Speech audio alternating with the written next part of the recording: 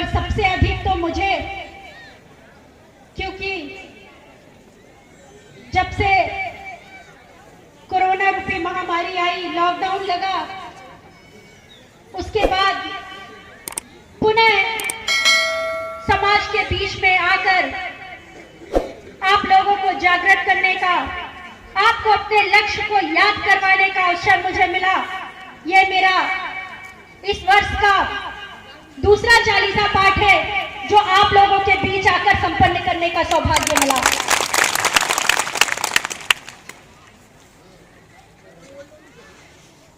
हर पल गुरुवर और माँ का आशीर्वाद हम आप सभी के साथ रहता है। लोग तो देखना चाहते हैं, जानना चाहते हैं कि ऐसा क्या पा लिया कि हम गुरुवर से जुड़ गए, ऐसा क्या पा लिया जो हम सब कुछ भूलकर उनके सानिध्य में आ गए। और हमारे पास तो बताने के लिए ही इतना कुछ है कि क्या बताएं, क्या पा लिया। लोग चमत्कार देखना चाहते हैं, इससे बड़ा चमत्कार क्या हो सकता है कि जिन भाई बहनों के गले में रक्षा कवच था, जिन भाई बहनों ने माथे में कुमकुम का तिलक लगाया, जो सुबह शाम माँ की साधना करते रहे, माँ गुरुवर का आशीर्वाद प्राप्त करते रहे, वो जो महामारी जिसने पूरे देश विदेश को हिला कर रख दिया, बड़े बड़े डॉक्टर साइंटिस्ट जिसका हल ना ढूंढ पाए, उस कोरोना महामारी ने मेरे गुरु भाई बहनों को छुआ तक नहीं, बल्कि विपरीत परिस्थिति में भी उन्होंने अपने धैर्य और विवेक को कायम रखा और असहायों की, असमर्थों की मदद की। अपने घर से निकल के जबकि डराया गया था कि अरे बाहर मत निकलना, इसे मत छूना, उसे मत देखना, बगल से मत निकलने देना किसी को, नहीं तो कोरोना हो जाएगा, आपकी मृत्यु हो जाएगी। इतना डरावना माहौल होने के बाद भी मेरे गुरु भाई बहनों ने अपनी चिंता न करके उन लोगों की चिंता की जिन्हें आज उनकी आवश्यकता थी, जिन्हें उनकी सहायता की आवश्यकता थी। यही तो चमत्कार है।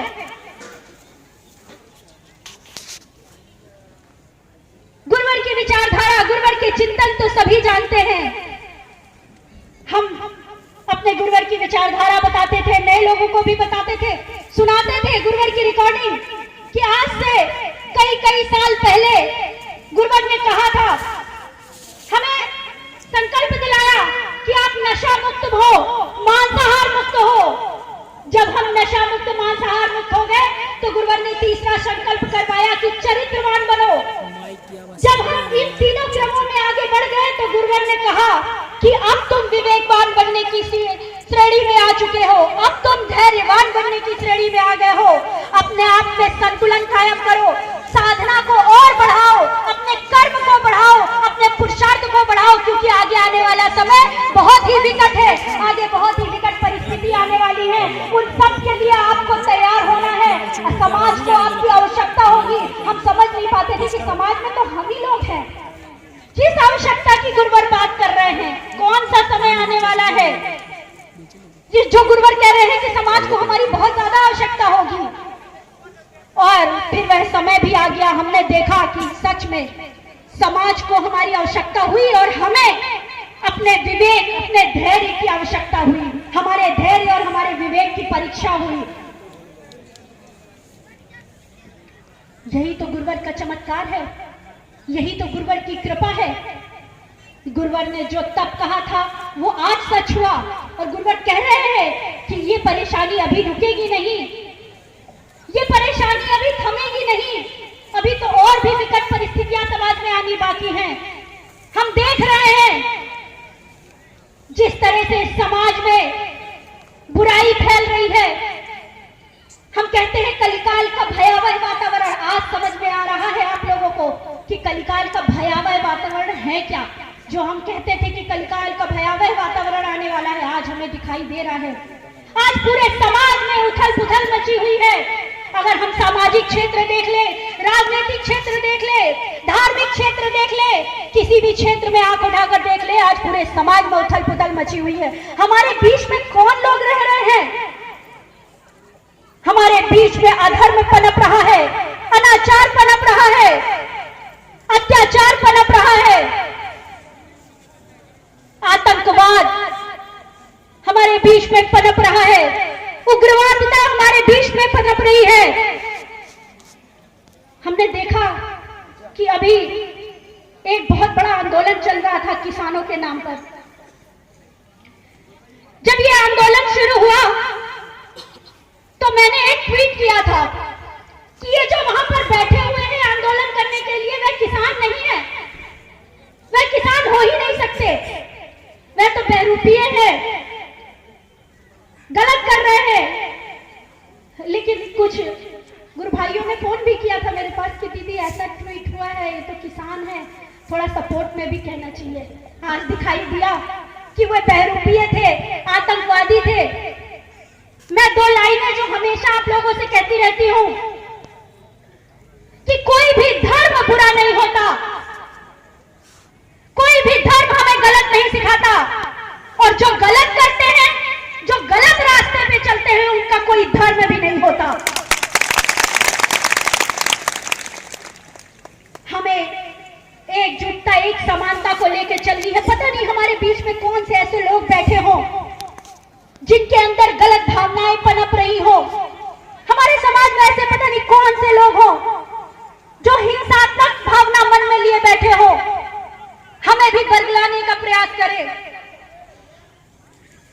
हमारा सिर्फ एक धर्म है, हमारा सिर्फ एक कर्म है, मानवता की सेवा।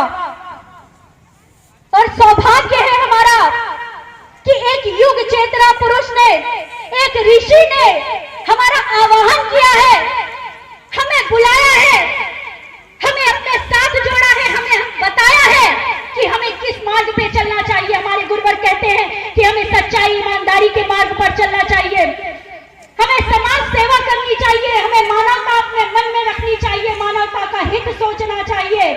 धर्म रक्षा, राष्ट्र रक्षा और मानवता की सेवा का पथ गुरुवर ने हमें बताया है, और उसी पथ पर चलकर, उसी मार्ग पर बढ़कर हम सतत एक ऋषि के साथ यात्रा तय कर सकते हैं, अपने जीवन को संवार सकते हैं।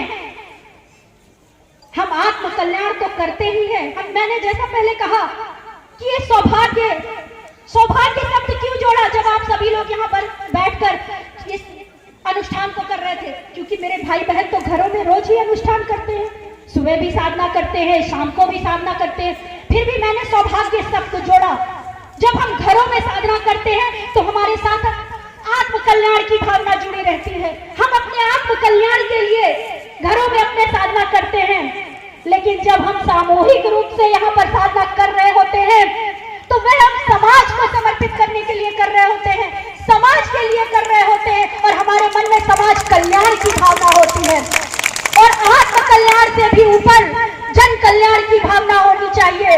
और जब हमारे अंदर ये दोनों भावनाएं होंगी तो निश्चित रूप से माता आदि शक्ति जगत जननी जगदम्बा का हमें आशीर्वाद मिलेगा ही मिलेगा। हमें अपनी संस्कृति को कायम रखना है। मुझे गर्व होता है कि आज की इस परिस्थिति में भी, आज के इस कलिकाल में भी, जहां बड़े छोटे का लिहाज भूल गए लोग, जहां आदर मान सम्मान करना भूल गए लोग, जहां छोटे छोटे बच्चे बड़ों से लड़ने लगते हैं, जवाब देने लगते हैं, कोई घर में आ जाता है तो सलीके से बात भी नहीं कर पाते, ऐसी परिस्थिति में भी मेरे गुरु भाई बहनों के घर में जाकर देखो, उनके घर में अगर कोई जाता है तो छोटा बच्चा भी दरवाजा खोलता है तो सबसे पहले कहता है भैया जय माता की, जय गुरुवर की, आइए बैठिए। ये तो शब्द ही भूल गए हैं। संस्कार जो हमारे जीवन का एक अंग रहे, बार बार आप लोगों को बताया भी जाता रहा। गुरुवर ने भी कहा कि हमें अगर अपनी कार्य क्षमता को बढ़ाना है, अपनी ऊर्जा को बढ़ाना है, अपने बच्चों को संस्कारवान बनाना है, उनको विकसित करना है। हर माता पिता चाहते हैं, ऐसा कौन सा माता पिता होगा जो ये ना चाहता हो कि आज मैं जिस पोजीशन में हूं, जिस जगह पे हूं मेरा बच्चा उससे कहीं ज्यादा आगे जाए, कहीं ज्यादा विकसित हो, सफल हो, सुरक्षित हो। हर माता पिता की यह भावना होती है, लेकिन उस भावना को कर्म में तो बदलिए, उनके अंदर संस्कार स्थापित करिए। सूर्योदय से पहले उन्हें उठना जगना सिखाइए, ध्यान, साधना, योग, इनकी शिक्षा दीजिए। आचार विचार व्यवहार में संतुलन लाइए। बहुत छोटी छोटी सी चीजें हैं, पहले ये सब चीजें हमारे जीवन के साथ जुड़ी रहती थी, हमारी यात्रा के साथ जुड़ी रहती थी। तभी तो पहले के लोग 150-150 वर्ष जीवित रहते थे। आज तो वह उम्र भी घटकर 60 वर्ष में आ गई। 60 वर्ष 70 वर्ष पार करना भी मुश्किल पड़ जाता है। कई कई बीमारियां हमें घेर लेती हैं। ऐसे में गुरुवर ने कहा कि आप पुरुषार्थी बनिए, कर्मवान बनिए, अपने संस्कारों को पुनः निर्मित करिए। आज तो बहुत से घरों में ऐसे होता है कि सर्दियां होने लग गई तो और जो माताएं होती हैं वे अपने बच्चों को सुला देती, कहती बेटा लेटे रहो, और कंबल एक चादर और उड़ा देंगी कि बेटा लेटे रहो, अभी तो बाहर बहुत कोहरा है, बहुत सर्दी है। इससे आप क्या कर रही हैं? इससे आप उनकी ऊर्जा को खत्म कर रही हैं, नष्ट कर रही हैं। क्योंकि यही तो वह समय होता है जब सूर्योदय के समय हम उठते हैं, सूर्य भगवान के दर्शन करते हैं, उनसे हमें ऊर्जा मिलती है। उनकी ऊर्जा को भी तो हासिल करने दीजिए उन्हें, जिससे कि उनके मस्तिष्क का विकास हो सके। पहले भी नहीं, पहले के लोग क्या करते थे, बच्चों को सुबह उठा देते थे पढ़ने के लिए। क्यों कहते थे? अरे सुबह बहुत जल्दी याद होता है। वो क्यों होता था? क्योंकि सुबह एक अलग ही ऊर्जा हमें मिलती है। तो हमें अपने बच्चों को सूर्योदय से पहले उठाना चाहिए, उन्हें भी सूर्य भगवान के दर्शन कराना चाहिए। देखें तो आज तो बहुत लोगों को पता ही नहीं होता कि जब सूर्य उदय होता है तो उस समय क्या रंग होता है सूर्य भगवान का। एक लालिमा होती है, वो भी अभी बहुत से बच्चों को नहीं पता होगी। क्यों? क्योंकि हम उन्हें सूर्योदय से पहले उठाते ही नहीं। ये कर्मवानों की धरती है। मैं माताओं बहनों से भी कहना चाहती हूँ, बच्चियों को कर्मठ बनाएं, पुरुषार्थी बनाएं। आज इसकी बहुत आवश्यकता है। ये तो वही धरती है जहां पर रानी दुर्गावती अवंतीबाई की कहानियां सुनाई जाती हैं। वो भी तो वीरांगनाएं थी। हम उनके जैसे क्यों नहीं बन पाते? हम उनके जीवन को आदर्श क्यों नहीं बना पाते? हमारे अंदर इतनी हिम्मत क्यों नहीं आ पाती कि हम समाज की बुराइयों से लड़ सके, समाज में व्याप्त कुरीतियों से लड़ सके? अपने अंदर की शक्ति को पहचानिए। जब आप अपने अंदर की शक्ति को, अपनी चेतना को, अपनी ऊर्जा को पहचानेंगी, तभी आपके गर्भ से चेतनावान, ऊर्जावान और कर्मवान संतानें जन्म लेंगी। अगर आप डरपोक बनी रहेंगी, आप असमर्थ बनी रहेंगी, तो आपके गर्भ से भी वैसी ही संतानें जन्म लेंगी। और इसके उदाहरण भी हमारे शास्त्रों में पड़े हुए हैं, हमारी गाथाओं में पड़े हुए हैं। मुझे बताने की जरूरत नहीं, क्योंकि अगर उस क्षेत्र में मैं चली जाऊंगी तो बहुत बड़ा चिंतन हो जाएगा। मैं इतना ही कहना चाहती हूँ कि अपनी ऊर्जा, अपनी क्षमता को पहचानिए, अपने बच्चों को संस्कारवान बनाइए। अपने क्षेत्र में जो भी नशे जैसी, मांस जैसी का जहर जो फैला हुआ है, उसे हटाने के लिए प्रयास करिए। क्योंकि ये बुराई, ये सोच के मत बैठिए कि आज मेरा बच्चा या मैं, तो मेरे घर में तो ऐसी कोई परेशानी नहीं है, कोई नशे से ग्रसित नहीं है, कोई गलत कार्यों में ग्रसित नहीं है। लेकिन ये कैसे भूल जाती हैं कि हम सामाजिक लोग हैं, हमारे बच्चे बाहर जाएंगे और वह गलत रास्तों में, गलत संगत पे भी पड़ सकते हैं। इसलिए केवल हमें सुरक्षित नहीं होना है, केवल हमें व्यवस्थित नहीं होना है, हमारा घर भी सुरक्षित रहे इन बुराइयों से, हमारा गांव भी सुरक्षित रहे इन बुराइयों से, हमारा तहसील भी सुरक्षित रहे, हमारा जिला भी सुरक्षित रहे, हमारा प्रदेश भी सुरक्षित रहे, हमारा देश भी सुरक्षित रहेगा। तभी हम सुरक्षित रह पाएंगे और हमारे बच्चे सुरक्षित रह पाएंगे। हमें इस नशे रूपी जहर को अपने क्षेत्र से हटाना है। उसके लिए पूरा भरसक प्रयास करना होगा। निश्चित रूप से कोरोना जैसी महामारी आई, लॉकडाउन लगा, तो कहीं ना कहीं हमारे कार्यों में भी रुकावट आई, हमारे अंदर भी थोड़ा सा आलस आया। शायद यह समय आ चुका है कि जो आलस आपके अंदर आ चुका था उसे दूर करना था, आपको फिर से जगाना था। इसीलिए मुझे फिर से आपके बीच में आने की जरूरत पड़ गई। आपसे मेरी और मुझसे आपकी शक्ति है, इस बात को कभी मत भूलिएगा। कभी आपको आवश्यकता पड़ी तो हम सभी लोग आपके साथ हैं, गुरुवर का आशीर्वाद आपके साथ है। एक चेतनावान, एक ऋषि के साथ हम यात्रा तय कर रहे हैं, ये हमारे लिए बड़े गर्व की बात है। गुरुवर का जीवन किसी से छुपा नहीं है। अगर आज धर्म में भी अगर अधर्म व्याप्त है तो गुरुवर ने पूरी खुली छूट दे रखी है कि तुम आओ, मेरे आश्रम में आओ, मुझे जानो, मुझे समझो, मुझे पहचानो, मेरी जीवन यात्रा को देखो, मुझे देखो कि मैं कैसे जीवन जी रहा हूं। मेरे लिए, तुम्हारे लिए मेरे जीवन का कोई भी पल छुपा हुआ नहीं है, सब कुछ तुम्हारे सामने है। उसके बाद तुम्हें एहसास हो कि एक ऋषि तुम्हें आह्वान कर रहे हैं, एक ऋषि तुम्हें बुला रहे हैं। तुम अपने सौभाग्य को 1000 बार सराहो, समझो, उसके बाद मुझसे आके जुड़ो। मुझसे जुड़ने की कोई पाबंदी नहीं है। और फिर भी तुम्हें लगता है कि तुम वहां आके नहीं जुड़ सकते, तो गुरुवर ने कहा कि मेरे विचारों को ही मान लो। अपने आप को अगर इतने ज्ञानी समझते हो, आप समझते हो कि आपको सब कुछ पता है, तो आपको ये पता चल जाना चाहिए कि हमारे लिए सही रास्ता कौन सा है, सही मार्ग कौन सा है। गुरुवर जो विचार समाज के बीच में दे रहे हैं वो विचार उचित है या नहीं है। हर क्षेत्र में कुछ बुद्धिजीवी वर्ग होते हैं जिनका सम्मान होता है, समाज जिनका सम्मान करता है, जिन्हें ऊंचे पदों पर बिठाता है, जिन्हें सम्मान देता है। मैं उन सम्मानित सदस्यों से भी कहना चाहती हूं कि अगर समाज आपको इतना सम्मान दे रहा है तो आप भी समाज को इस जहर से बाहर निकालिए, इस अधर्म से बाहर निकालिए। आज आप एक अच्छा जीवन जी रहे हैं, लेकिन कोई ये नहीं कह सकता, क्या यहाँ बैठा हुआ कोई व्यक्ति ये कह सकता है कि कल मेरे जीवन में क्या हो जाएगा?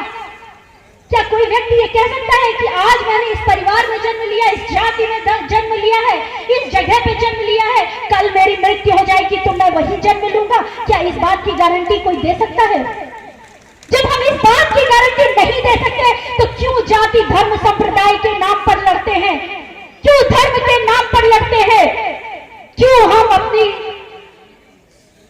मानवता को भूल जाते हैं? क्यों नहीं समझ पाते कि आज जो हम समाज को देंगे, जो समाज के लिए हम करेंगे, कल हमें उसी में जीवन जीना है।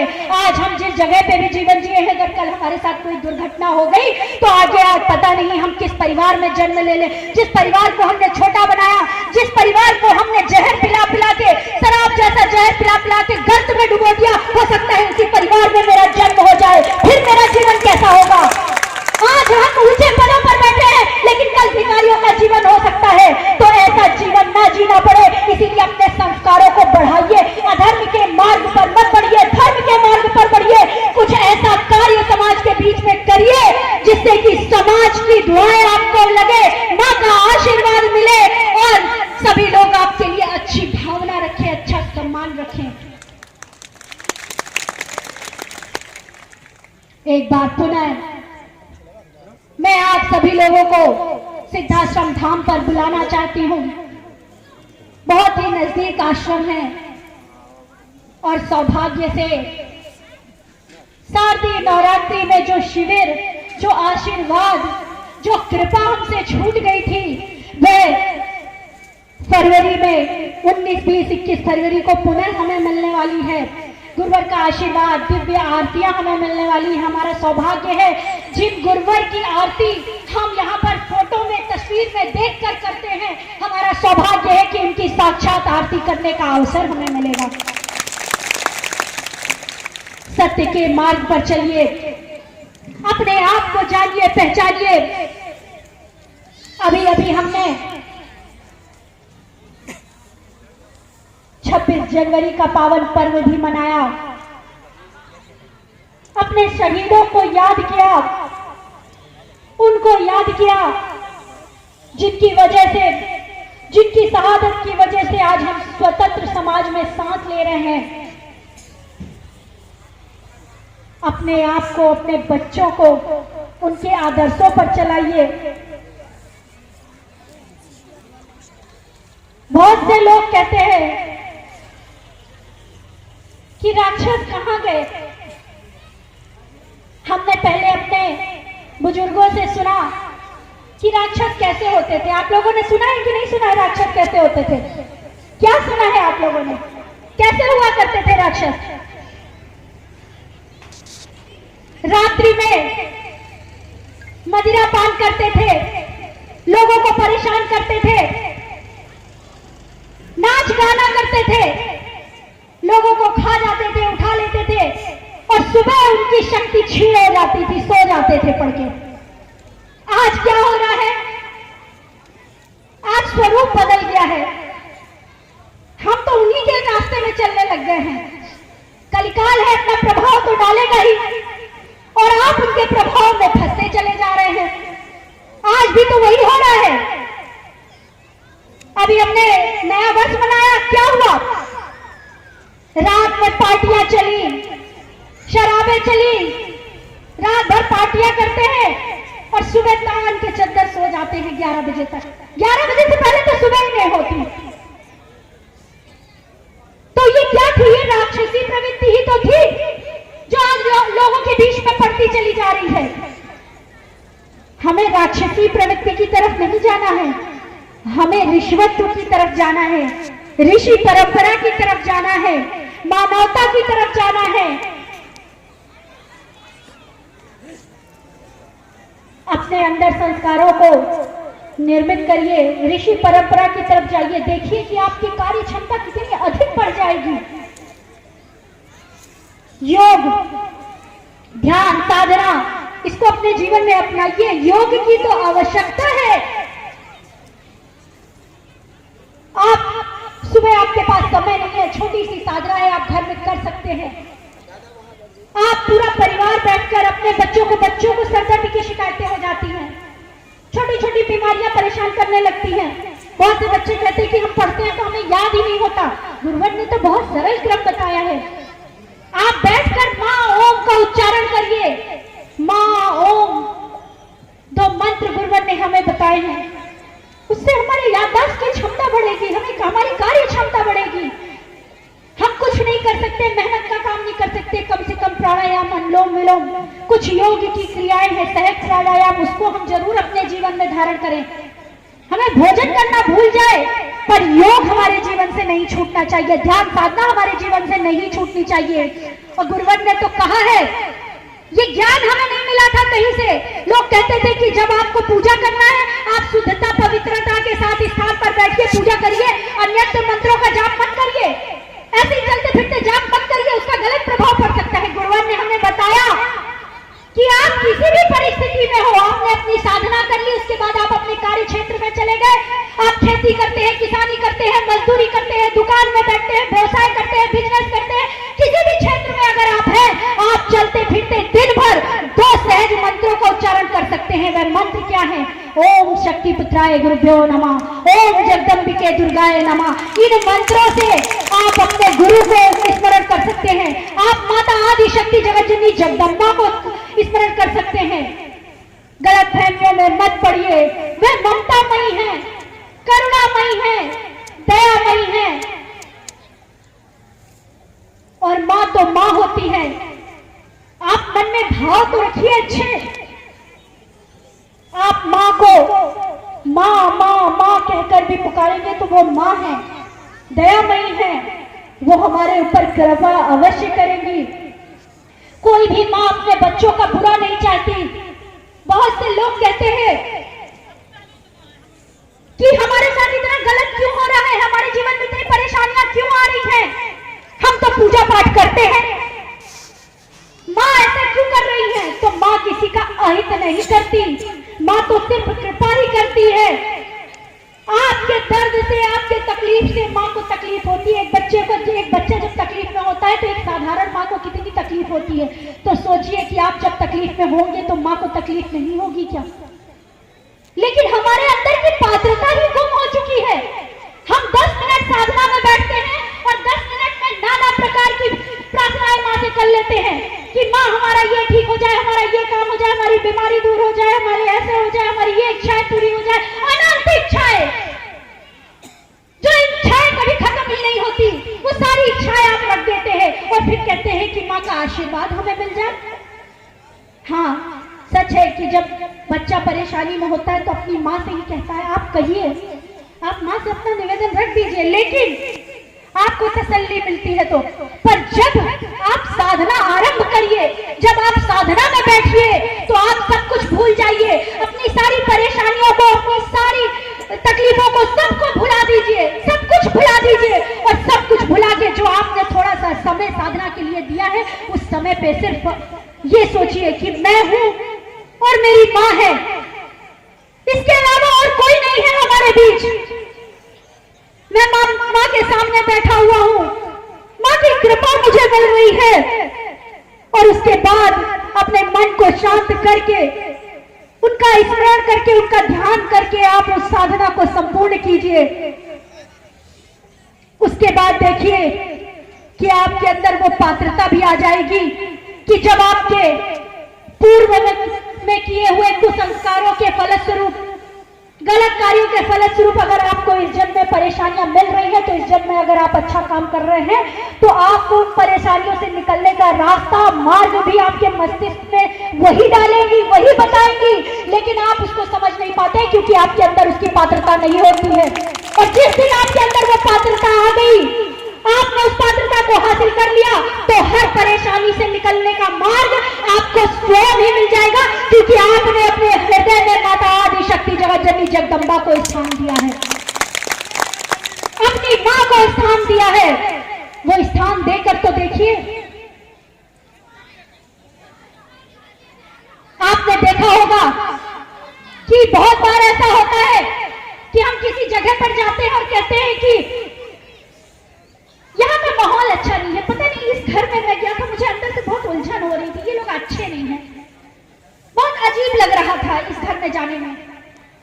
लोग अच्छे और बुरे नहीं होते हैं, निगेटिव और पॉजिटिव तरंगे होती हैं, कहीं अच्छी तरंगे होती हैं, कहीं बुरी तरंगे होती हैं, उसे हम महसूस करते हैं। यही तो पात्रता है, ये हमारे अंदर तब भी थी और आज भी है, बस आज सुप्त हो चुकी है, सो चुकी है, उसको जगाने की जरूरत है, अपनी क्षमता को, अपनी ऊर्जा को जगाने की जरूरत है। हम ऐसा महसूस करते हैं और जब घर आते बोलते हैं ऐसा महसूस हो रहा था। आपको ऐसा इसलिए महसूस हो रहा था क्योंकि वहां पे कुछ नेगेटिव तरंगे रही होंगी, कुछ गलत तरंगे रही होंगी जो आपको प्रभावित कर रही थी, क्योंकि आपके अंदर उस चीज को समझने की क्षमता थी। उसी प्रकार अच्छी तरंगे भी होती है। जब आप घरों में साधना करते हो, सच्चाई ईमानदारी का जीवन जीते हो, परोपकार की भावना अपने मन में रखते हो, तो आपके अंदर वो ऊर्जा, वो शक्ति जागृत हो जाती है। और जब आप किसी अच्छी जगह पर जाते हो, ऐसे कोई भी व्यक्ति, अगर आप सिद्धाश्रम धाम पर जाओगे, नदी के उस पार आप कदम रखोगे तो आपके पूरे शरीर में एक अलग सी सिहरन होगी और उस शक्ति को, उस ऊर्जा को आप तुरंत महसूस कर जाओगे कि यहाँ पर कोई अच्छी ऊर्जा है जो कार्य कर रही है। आप खुद परख सकते हो उस स्थान को, किसी दूसरे के बताने की और किसी दूसरे के परखने की आवश्यकता नहीं है। आप वहां प्रवेश करोगे तो उस तरंगों को महसूस कर सकते हो, क्योंकि आपके अंदर वह पात्रता है उसे महसूस करने की। आप वहां पर जाइए